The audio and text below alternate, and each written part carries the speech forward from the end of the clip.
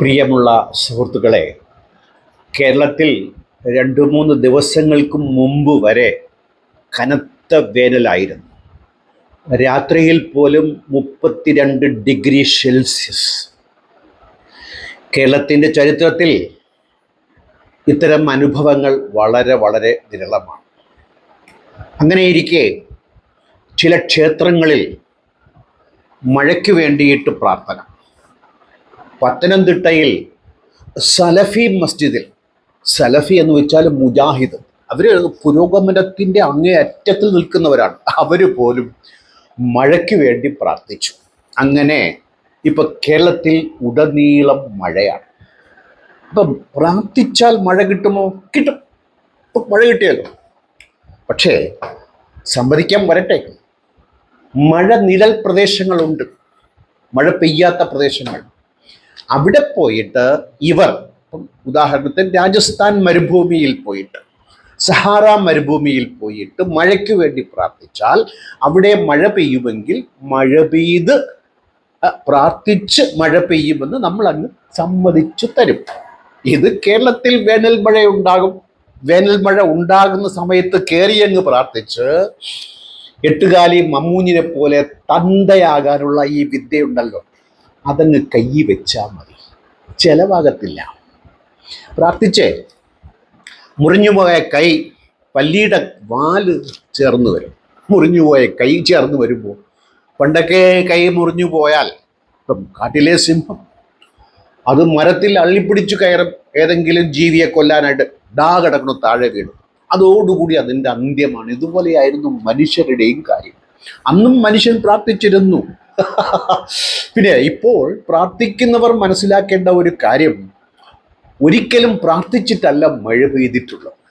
മഴ ഭൂമിയിൽ ഉള്ളത് കൊണ്ടാണ് ഇവിടെ ജീവജാലങ്ങളും സസ്യങ്ങളും നിലനിൽക്കുന്നത്.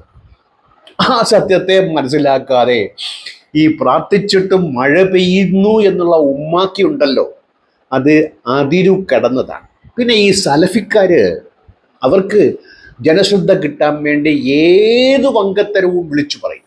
അങ്ങേയറ്റം പുരോഗമനം എന്ന് പറയും. ഞങ്ങൾ ജിന്നിൽ വിശ്വസിക്കില്ല എന്നൊക്കെ പറയും. പക്ഷെ മലക്കിൽ വിശ്വസിക്കും. ഏകദേശം ഇതൊക്കെ ഞങ്ങൾ ഖബർസ്ഥാനിലെ മറ്റവന്മാരിൽ ശുപാർശയ്ക്ക് പോകില്ല. അള്ളാഹുവിൻ്റെ ശുപാർശയ്ക്ക് പോകാമെങ്കിൽ, ഇല്ലാത്ത അള്ളാഹുവിൻ്റെ ശുപാർശയ്ക്ക് പോകാമെങ്കിൽ ഇവിടെയും പൊയ്ക്കൂടുന്നുണ്ടോ? ഇതൊക്കെ മനസ്സിൻ്റെ വിഭ്രാന്തികളാണ്, ഡെല്യൂഷൻസ്. അതുപോലെയാണ് മഴയുടെ കാര്യം.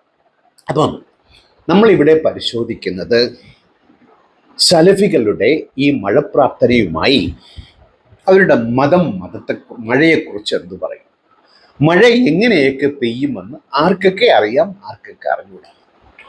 ഉടയതമ്പുരാനായ റബ്ബുൽ ഇസ്സത്തായ സർവജ്ഞാനിയായ അള്ളാഹുവിന് മഴയെക്കുറിച്ച് ഒരു ചുക്കും ചുണ്ണാമ്പും അറിയില്ല.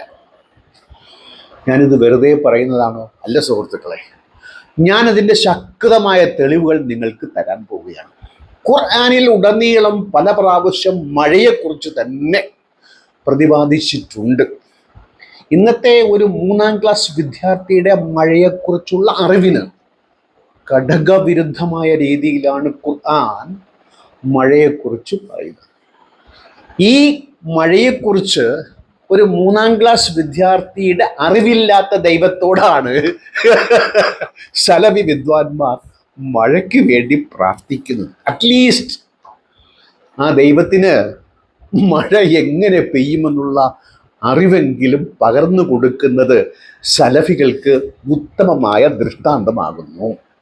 അപ്പോഴേ മഴയെക്കുറിച്ച് ഹദീസിൽ പറയുന്നത് മഴ അനുഗ്രഹമാണെന്നാണ്. ഇപ്പം മരുഭൂമിയിൽ മഴ പെയ്യുന്നത് ഒരു അനുഗ്രഹം തന്നെയാണ്. കേരളത്തിൽ മഴ പെയ്യുന്നത് അനുഗ്രഹമൊന്നുമല്ല, അത് സ്ഥിരമായി സംഭവിക്കുന്ന തിരമാലകൾ ഉണ്ടാകുന്നത് പോലെ മഴയെന്ന പ്രതിഭാസം കാലം തെറ്റിയും തെറ്റാതെയും ഒക്കെ സംഭവിച്ചുകൊണ്ടിരിക്കും. അതിന് പ്രാർത്ഥനയുടെയും അനുഗ്രഹത്തിൻ്റെയും ഒന്നും ആവശ്യമില്ല. ഇനി ഇതൊരു അനുഗ്രഹമാണെങ്കിൽ എന്തിനാണ് മഴയുള്ള പ്രദേശത്ത് വരൾച്ച ഉണ്ടാകുന്നത്? ഈ അനുഗ്രഹം സദാ ചൊരിഞ്ഞുകൊണ്ടിരുന്നാൽ അള്ളാഹുവിന് എന്താ കുഴപ്പം? കുഴപ്പമുണ്ട്. അവിടെയാണ് പറയുന്നത്, അബ്ദുല്ലാഹിബ്നു ഉമറിന്റെ മകൻ അദ്ദേഹം പറയുന്ന കാര്യം, നിങ്ങൾ സക്കാത്ത് കൊടുത്തില്ലെങ്കിൽ മഴ പെയ്യില്ല. എങ്ങനെ? ഈ സക്കാത്ത് കൊടുക്കുന്ന ആരാണ്?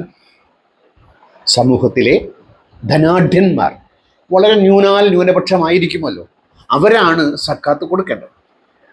അവര് സക്കാത്ത് കൊടുത്തില്ലെങ്കിൽ ഈ സക്കാത്ത് വാങ്ങിക്കാൻ വിധിക്കപ്പെട്ട പാവപ്പെട്ടവരെ അങ്ങേയറ്റം പീഡിപ്പിച്ചുകൊണ്ട് അല്ലാഹു സുബ്ഹാനഹു വ തആല മഴ പെയ്യിക്കില്ല എന്ന് പറഞ്ഞു കഴിഞ്ഞാൽ ഇതിൽ പരം ഒരു വങ്കത്തരം എന്തെങ്കിലും പറയാനുണ്ടാകും?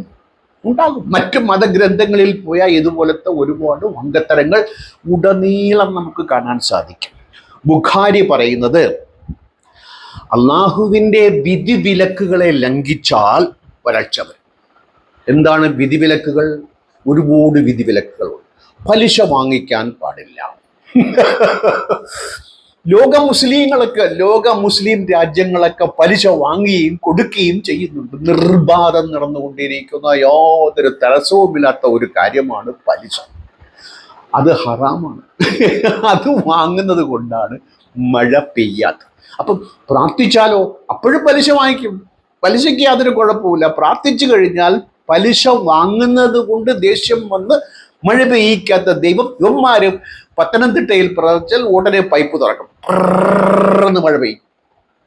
എടോ പമ്പര വിഡ്ഢികളെ, ഇതൊക്കെ ആളുകൾ വിശ്വസിക്കുന്നതേ അവർക്കൊന്നും ഇതൊന്നും അറിഞ്ഞുകൂടാത്തത് കൊണ്ടാണ്. നിങ്ങൾ ആ അറിവില്ലായ്മയിൽ അഗ്രഗണ്യന്മാരാണെന്നുള്ളതാണ് നിങ്ങളുടെ പ്രാർത്ഥനയിൽ നിന്ന് മനസ്സിലാക്കാവുന്ന കാര്യം. ഇപ്പം അടുത്തിടെ ആനയെ ഫോട്ടോ എടുക്കാൻ പോയ ഒരാൾ, കാട്ടിൽ നിന്ന് ഇറങ്ങി വന്ന ഒരു ആന, ഒരു മാതൃഭൂമിയുടെ എന്നാണ് എൻ്റെ ഒരു ഓർമ്മ, പത്രലേഖകനെ ചവിട്ടി. കാട്ടിൽ നിന്ന മൃഗങ്ങൾ നാട്ടിലേക്ക് കുടിയേറി. പണ്ട് നമ്മൾ കാട്ടിലായിരുന്നു, നമ്മൾ നാട്ടിലേക്ക് കുടിയേറി. പല കാരണങ്ങളുണ്ട്. അതുപോലെ മൃഗങ്ങൾ ഇപ്പോൾ വരൾച്ചയും മറ്റ് പ്രശ്നങ്ങളും കൊണ്ട് നാട്ടിലേക്ക് കരയേറുക. ഇവിടെ ഹദീസ് പറയുന്നത്, മൃഗങ്ങൾ അള്ളാഹുവിനോട് പരാതി പറയുമ്പോൾ എങ്ങനെയാ? ഈ തുലഞ്ഞ മനുഷ്യന്മാർ നിന്റെ വിധിവിലക്കുകൾ ലംഘിച്ചതുകൊണ്ട്, നിന്നെ അനുസരിക്കാത്തത് കൊണ്ട് വരൾച്ചയുണ്ടായി എന്നും മൃഗങ്ങൾ മനുഷ്യരെ ശപിച്ചുകൊണ്ട് അള്ളാഹുവിനോട് പരാതി പറയും എന്നാണ് ഹദീസുകൾ പറയുന്നത്. മൃഗങ്ങൾ ശപിക്കും, മൃഗങ്ങൾ നമ്മളോട് പരാതി പറയും, ദൈവത്തോട് പരാതി പറയുമോ? പറയും. വിശ്വസിക്കുക. സിംഹം പറയും, കടുവ പറയും, പുലി പറയും, കഴുത പറയും, കഴുതകൾ പറയും എന്നുള്ളതാണ്. പോട്ടെ. ഇനി ഈമാനും തഖ്വയും കാത്തു സൂക്ഷിക്കുന്ന നാട്ടിൽ ആകാശഭൂമികളിലെ ഐശ്വര്യം അല്ലാഹു ചൊരിയും. അപ്പം ലോകത്ത് ഇന്ന് ഏറ്റവും സുന്ദരമായും സൗഭാഗ്യവാരന്മാരായും ജീവിക്കുന്ന ആളുകളുള്ള രാജ്യങ്ങൾ ഇസ്ലാമിക രാജ്യങ്ങളാണോ? ഇസ്ലാമിക രാജ്യങ്ങളൊക്കെ തന്നെയുണ്ട്, പക്ഷെ അവിടെ ഇസ്ലാം ഇല്ല എന്നൊരു പ്രത്യേകത കൂടിയുണ്ട്. പക്ഷേ അങ്ങനെ ഇല്ലാത്ത, മുസ്ലിങ്ങളില്ലാത്ത രാജ്യങ്ങളിലാണ് ഐശ്വര്യമുള്ളത്. ഈ ഹദീസിന് മഴയുമായി ബന്ധപ്പെട്ട് എന്തെങ്കിലും ബന്ധമുണ്ടെന്ന് തെളിയിച്ചതാ. വെല്ലുവിളിക്കുകയാണ് ഞാൻ. അതായത് ഈമാനും തഖ്വയും ഉണ്ടെങ്കിൽ ആകാശഭൂമികളിലെ ഐശ്വര്യം, അപ്പൊ ആകാശത്തെ ഐശ്വര്യമാണല്ലോ മഴ, അതുമായി ബന്ധപ്പെട്ടാണ് ഈ ഹദീസ്. അപ്പം ഏറ്റവും നല്ല ജീവിത സൂചികയുള്ള രാജ്യം, മുൻപന്തിയിൽ നിൽക്കുന്ന രാജ്യങ്ങളിലൊക്കെ മുസ്ലിങ്ങളുടെ ജനസംഖ്യ കുറവാണ്. പക്ഷേ മുസ്ലിം രാജ്യങ്ങൾ ഇന്ന് പെട്രോൾ വിറ്റ് അവരും ഇപ്പോൾ ധനാഢ്യന്മാരായിക്കൊണ്ടിരിക്കുന്നു എങ്കിലും അവരുടെ എന്താ പറയുക, ജീവിതത്തിൽ നിന്ന് ഇസ്ലാം അകന്ന് പൊയ്ക്കൊണ്ടിരിക്കുമ്പോൾ ഈ ഹദീസ് അപ്രസക്തമാകുന്നില്ലേ എന്നാണ് എൻ്റെ ഒരു ചോദ്യം.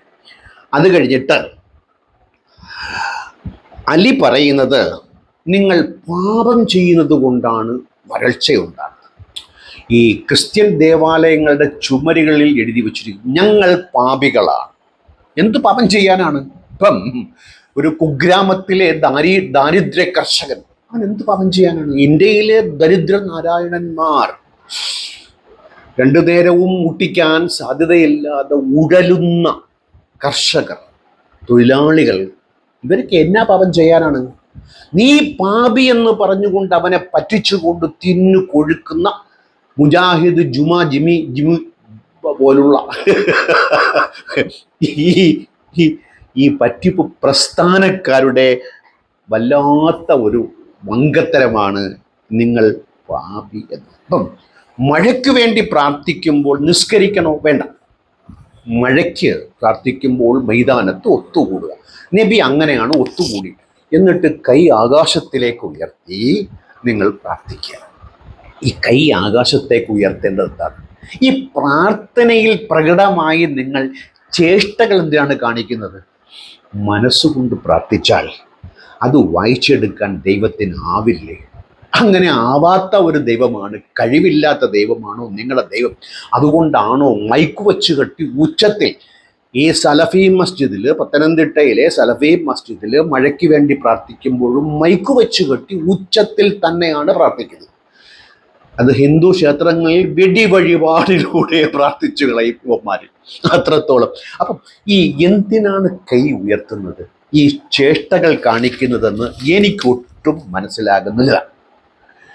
ഈ പ്രാർത്ഥനയ്ക്ക് നബി ജീവിച്ചിരുന്നപ്പോൾ, അപ്പം നബി ജീവിച്ചിരുന്ന കാലത്തിൽ മഴ പെയ്തില്ല. അപ്പോൾ നബി പാപിയാണോ? അന്നത്തെ ആളുകൾ വിലക്കുകൾ ലംഘിച്ചിരുന്നു, പലിശ വാങ്ങിച്ചിരുന്നു, അവർ വേണ്ടാത്തതൊക്കെ ചെയ്തിരുന്നു, അതുകൊണ്ടാണോ മഴയുണ്ടാകാത്തത്? ഇത്തരം കൊണസ്റ്റ് ചോദ്യങ്ങളൊന്നും സലഫികളോട് ചോദിക്കരുത്. അവർ തീരെ വീര ബുദ്ധിമാന്മാരാണെങ്കിലും ഉത്തരമുണ്ടാവില്ല. അപ്പം ഈ മഴയ്ക്ക് വേണ്ടി പ്രാർത്ഥിക്കുമ്പോൾ അതിന് മുമ്പൊരു കൈകാര്യം കൂടെ ചെയ്യേണ്ടത് എന്താണ്? 3 ദിവസത്തെ നോമ്പ് നിങ്ങൾ എടുക്കുകയാണെങ്കിൽ തീർച്ചയായിട്ടും മഴ പെയ്തിരിക്കും.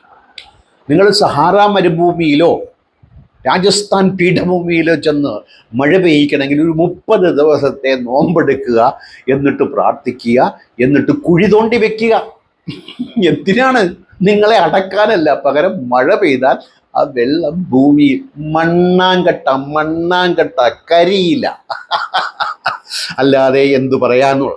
അപ്പം മഴയ്ക്ക് വേണ്ടി കൈയുയർത്തി പ്രാർത്ഥിക്കണം. മൈതാനത്ത് ആളുകൾ ഒത്തുകൂടണം. നബിയാണ് അതിന് നേതൃത്വം നൽകിയത്. നബി മരിച്ചതിന് ശേഷം ഉമർ നേതൃത്വം നൽകി ഇതുപോലെ പ്രാർത്ഥിച്ചിട്ടുണ്ട്. അപ്പൊ പ്രാർത്ഥിക്കുമ്പോൾ എന്തൊക്കെയാണ് പ്രാർത്ഥന? അല്ലാഹുമ്മ അഹിസ്ന, അല്ലാഹുമ്മ അഹിസ്ന, അല്ലാഹുമ്മ അഹിസ്ന 3 പ്രാവശ്യം പറയണം. ഒരു പ്രാവശ്യം കഴിഞ്ഞാൽ പൊട്ടം കേൾക്കില്ല. പൊട്ടന്മാര് കേൾക്കണമെങ്കിൽ കുറച്ച് അല്ലാഹുമ്മ അഹിസ്ന, ഇനിയും ഉച്ചത്തിൽ, ഇനിയും ഉച്ചത്തിൽ. അങ്ങനെ അത് കഴിഞ്ഞാൽ അല്ലാഹുമ്മ സ്കിന 3 പ്രാവശ്യം, അല്ലാഹുമ്മ സ്കിന, അല്ലാഹുമ്മ സ്വായിബൻ നാഫിഅൻ, അല്ലാഹുമ്മ സ്വായിബൻ നാഫിഅൻ എന്ന് 3 പ്രാവശ്യം നിങ്ങൾ പ്രാർത്ഥിച്ചാൽ സടകുടഞ്ഞെണീറ്റ് അള്ളാഹു പൈപ്പ് തുറന്ന് മഴ ഇങ്ങ് വർഷിച്ച് തള്ളി തള്ളി തള്ളി തരും. തള്ളു തള്ളു തള്ളു തള്ളുവണ്ടി, തള്ളാസു വണ്ടി എന്നുള്ളത്.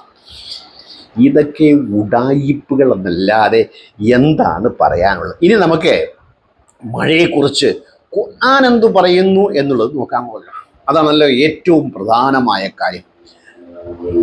15-ാമത്തെ അധ്യായത്തിൽ 22-ാമത്തെ ആയത്തായി പറയുന്നത്, മേഘവാഹികളായ കാറ്റുകളെ അയക്കുന്നതും നാം തന്നെയാകുന്നു.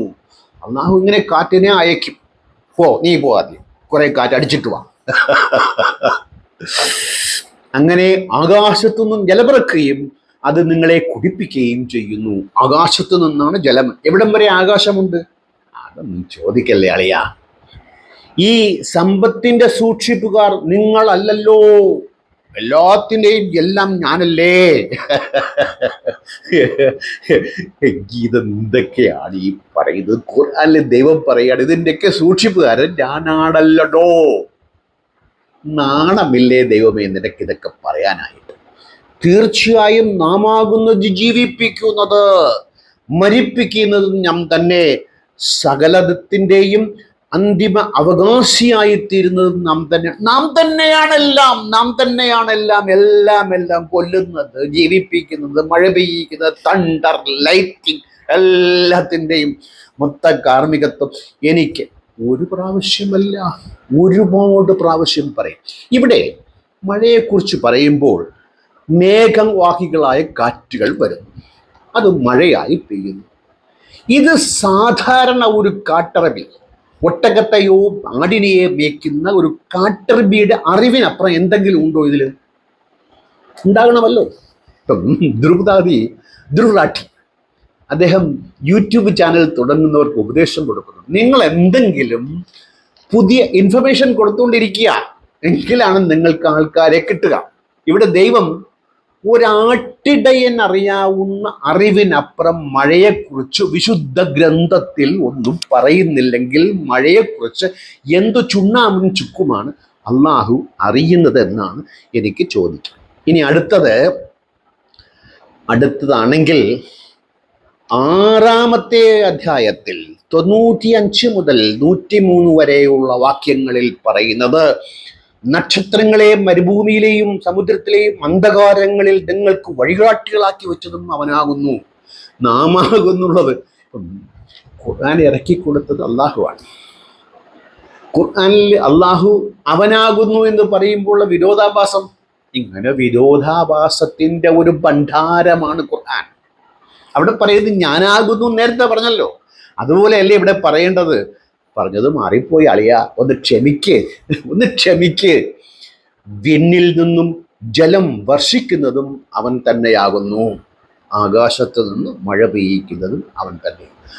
ആകാശത്തു നിന്ന് മഴ പെയ്യുന്നു എന്നുള്ളത് 14,000 മനുഷ്യൻ ആകാശത്തെ നോക്കിയപ്പോൾ കൃഷി തുടങ്ങിയത് മുതൽ 14,000 വർഷങ്ങൾക്ക് മുമ്പ് കൃഷി തുടങ്ങിയത് മുതൽ അതിനു മുമ്പ് തന്നെ നഗ്നനേത്രങ്ങൾ കൊണ്ട് കണ്ടാൽ ശാസ്ത്ര വികാസത്തിനു മുമ്പ് മനുഷ്യന്റെ അറിവാണ് ആകാശത്തു നിന്നും മഴ പെയ്യുന്നു.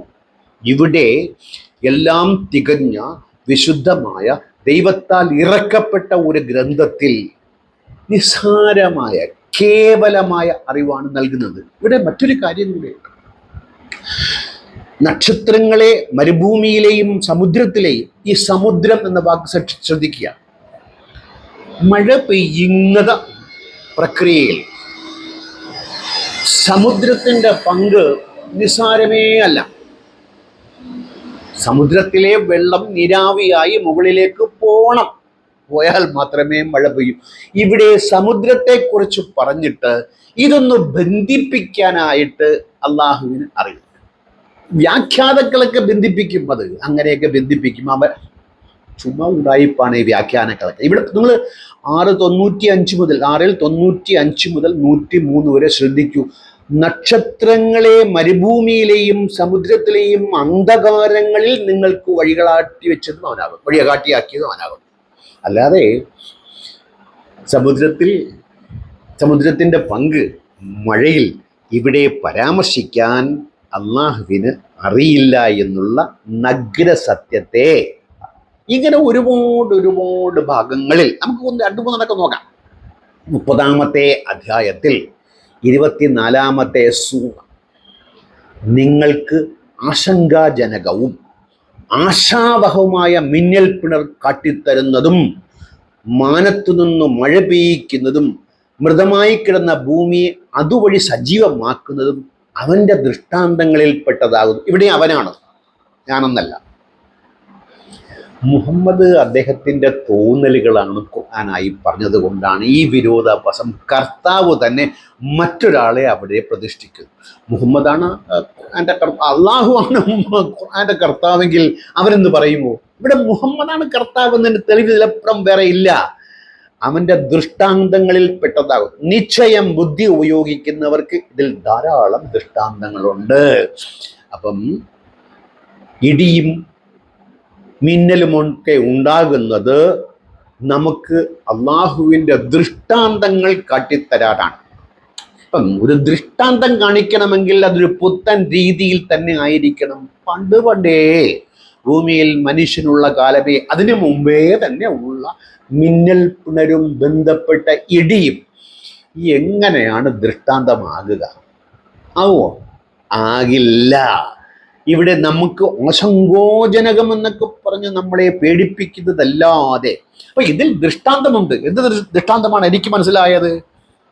ഇതൊക്കെ വെറും ഉമ്മാക്കി എന്നുള്ള ദൃഷ്ടാന്തമാണ് എനിക്ക് അതിൽ നിന്ന് മനസ്സിലായത് എന്നു സാരം. ഇനി 43-ാമത്തെ അധ്യായത്തിൽ 11-ാമത്തെ വാക്യം, മാനത്തുനിന്ന് നിശ്ചിത അളവിൽ മഴ വർഷിക്കുകയും അതുവഴി മൃതഭൂമിയെ ഉയർന്നെഴുപ്പിക്കുന്നതും അവനാകുന്നു. അപ്പം ആകാശത്തുനിന്നും മഴ പെയ്യുന്നു, ചത്തുകിടക്കുന്ന മരുഭൂമി ഫലഭൂയിഷ്ടമായിട്ട് എങ്ങനെ തളച്ചു വളരുന്നു, ചെടികൾ, മരങ്ങൾ. ഇത് പറയാൻ കാരണം മരണത്തിനപ്പുറം ജീവിതമുണ്ട് എന്ന് മുഹമ്മദ് പറഞ്ഞപ്പോൾ തെളിവ് ചോദിച്ചു ആളുകൾ. ഈ ദൃഷ്ടാന്തങ്ങളെ ഉള്ള കാര്യങ്ങളെ എടുത്ത് ദൃഷ്ടാന്തമായി കാണിക്കുന്നു എന്നല്ലാതെ പുതുതായിട്ടൊന്നും കാണിക്കാൻ അദ്ദേഹത്തിൻ്റെ കയ്യിൽ ഒന്നുമില്ല. അപ്പം അദ്ദേഹം ഉപയോഗിച്ച ഒരു ഉപാധിയാണ് മഴ പെയ്യുമ്പോൾ മരുഭൂമിയിൽ ചെടികൾ വീണ്ടും ജീവൻ വെക്കുന്നു. ഇല്ലാത്ത ചെടി അവിടെ ജീവൻ വെക്കുന്നു എന്നാണ് നബി കരുതിയത്. അവിടെ ചെടിയുടെ വിത്തുകൾ വെള്ളത്തിന് വേണ്ടി കാത്തു നിൽക്കുന്നത് കൊണ്ടാണ് അത് വീണ്ടും പൊട്ടി മുളച്ചു വരുന്നു എന്ന കേവലമായ ബോട്ടണിക്കൽ അറിവ് നബിക്കില്ലാത്തത് കൊണ്ടാണ് നബി ഇങ്ങനെയൊക്കെ പറയുന്നത്. അടുത്തത് 50-ാമത്തെ അധ്യായത്തിൽ 11-ാമത്തെ വാക്ക്, എന്നിട്ടതുവഴി തോട്ടങ്ങളും ധാന്യവിളകളും പഴങ്ങളും തിങ്ങിയ കുലകൾ അടുക്കടുക്കായി തൂങ്ങുന്ന നീണ്ടുയർന്ന ഈന്തപ്പനകളും മുളപ്പിച്ചു. മഴ പെയ്തു, എന്നിട്ട് ഇതൊക്കെ സംഭവിച്ചു. ഇത് അടിമകൾക്ക് ആഹാരം നൽകാനുള്ള ഏർപ്പാടാകുന്നു. എന്തുമാത്രം വലിയ അറിവാണ് തരുന്നത്. മഴ പെയ്യുന്നു, മരങ്ങൾ കായ്ക്കുന്നു, അത് നിങ്ങൾക്ക് ആഹാരം തരാൻ വേണ്ടിയിട്ടാണ്. അങ്ങനെയാണ് വാഴപ്പഴം, ആപ്പിൾ, അങ്ങനെ തുടങ്ങിയ ഇന്നു കാണുന്ന എല്ലാ ഫലങ്ങളും അതിൻ്റെ പ്രാകൃതമായ അവസ്ഥയിൽ ഇങ്ങനെ അല്ല. എന്തിന് നമ്മൾ കഴിക്കുന്ന നെല്ല് പോലും വന്യമായ രീതിയിൽ അതൊരു പുല്ലായിരുന്നു. മനുഷ്യൻ്റെ ആർട്ടിഫിഷ്യൽ സെലക്ഷൻ.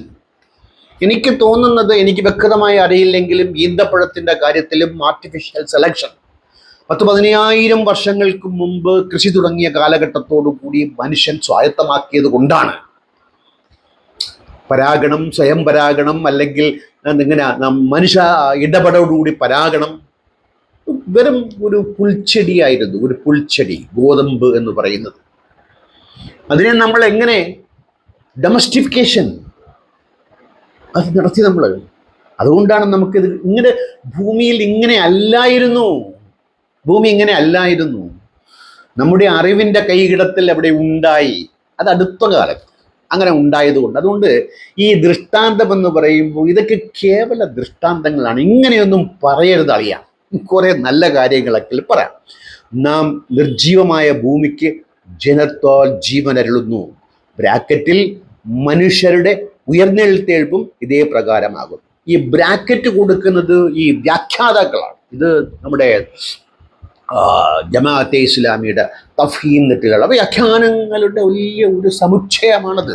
വ്യാഖ്യാനം കൊടുത്തില്ലെങ്കിലേ ഖുർആൻ അർത്ഥരഹിതമാണ്. ഇവിടെ മനുഷ്യരുടെ ഉയർത്തെഴുന്നേൽപ്പ് ഇതേ പ്രകാരമാകും. അപ്പം മഴയെ എന്തിനോടാണ് ഉപമിക്കുന്നത്? മഴ എന്തിനാണ് പെയ്യുന്നത്? കേവലം സമുദ്രത്തിൽ നിന്ന് നീരാവി ഉണ്ടായി അത് മുകളിലോട്ട് പോയി അനുകൂല സാഹചര്യം ഉണ്ടായാൽ ഘനീഭവിച്ച് അത് തുള്ളിത്തുള്ളിയായി പെയ്യുന്നു എന്ന 3-ാം ക്ലാസ് വിദ്യാർത്ഥിയുടെ അറിവെന്നേ. 3-ാം ക്ലാസ് വിദ്യാർത്ഥിയുടെ അറിവ്. അതില്ലാതെ പോകുന്നു എന്നുള്ള കേവലമായ സത്യമാണ് ഈ പ്രാർത്ഥിക്കുന്നവർ മനസ്സിലാക്കാനുള്ളത്. അവസാനമായി നമുക്ക് 13-ാമത്തെ അധ്യായത്തിൽ 12 മുതൽ 13 വരെയുള്ള വാക്യങ്ങളെ ഒന്ന് പരിശോധിച്ചിട്ട് നിർത്തിക്കളയാം. മഴ നമുക്ക് പെയ്യിക്കാം. എങ്ങനെ? ഇടിനാദം അല്ല, കനത്ത കാർമേഘങ്ങളെ ഉയർത്തുന്നതും അവനാകുന്നു. കാർമേഘങ്ങളെ ഉയർത്തുന്നത് അവനാണ്. താനേ ഉയർന്നുകൊള്ളും. നിങ്ങൾ ഉയർത്തുമൊന്നും വേണ്ട, നിങ്ങൾ അങ്ങനെ പാടുപെടുക ഒന്നും വേണ്ട. ഈ ഉയർത്തുന്ന അവനെന്ന് പറയുമ്പോൾ ഗുരുവായൂരപ്പൻ ആയിക്കൂടെ, മാതാ അമൃതാനന്ദമയി ആയിക്കൂടെ, ചത്തുപോയ സായിബാബ ആയിക്കൂടെ, ഇപ്പോഴത്തെ ജഗദ്ഗുരു ജഗ്ഗി വാസുദേവ് ആയിക്കൂടെ? അവർക്ക് അവകാശപ്പെടാം. ഇടിനാദം അവൻ്റെ സ്തുതി കീർത്തി, ഇടിനാദം അവൻ്റെ സ്തുതി കീർത്തിക്കുന്നു.